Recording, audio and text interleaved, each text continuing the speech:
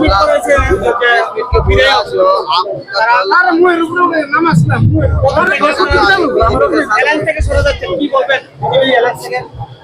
ये आज press conference हुआ है, मुझे मालूम नहीं है, लेकिन मुझे भी अभी मैं तो पूजा के प्रोग्राम में आया हूँ, मुझे मालूम नहीं है कि क्या स्टेटमेंट दिया गया है। लेकिन मैं रंजीत से बात करूंगा और रंजीत से पूछूंगा कि उसने क्या बोला था। आपका भी प्रेस बाइट में देख लूंगा। आज सुबह ही आपके साथ बात। हाँ, आज मीटिंग हुआ है और मैंने चीफ मिनिस्टर से भी बात किया है, मुख्यमंत्री जी डॉक्टर मानिक शाह से भी मेरा बात हुआ है और मैंने कहा है कि ये जो तिपरासा अकॉर्ड है ऑलमोस्ट 18 महीना हो गया है और गांव में फ्रस्ट्रेशन है। बांग्लादेश में जो सिचुएशन है वहाँ से बहुत इलीगल लोग भी त्रिपुरा एंटर कर रहे हैं, तो एक जेन्यून फ्रस्ट्रेशन और इनसिक्योरिटी है और उसके व्यू में हमको लगता है कि जल्द से जल्द हमें जो अग्रीमेंट हमने 1 साल से ऊपर पहले हमने जो साइन किया था ट्राइपेटाइट एग्रीमेंट, उसका जल्द से जल्द किया जाए समाप्त।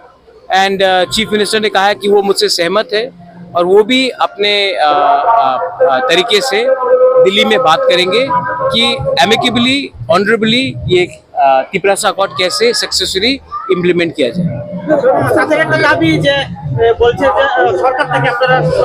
नहीं, अगर उसने ये बोला है तो ये बोला होगा क्योंकि फ्रस्ट्रेशन है और मैंने सीएम से बात किया है और सीएम ने बोला है कि ये आपको आप चिंता मत कीजिए, मैं अपनी तरफ से जल्द इसका सोल्यूशन निकालने की कोशिश करूँगा। अगर नहीं होगा तब देखा जाएगा क्या करना है। लेकिन अगर चीफ मिनिस्टर आज कुछ कह रहा है और मुझसे कहा जा रहा है तो चीफ मिनिस्टर बात करेंगे और मैं रंजीत से भी बात करूंगा।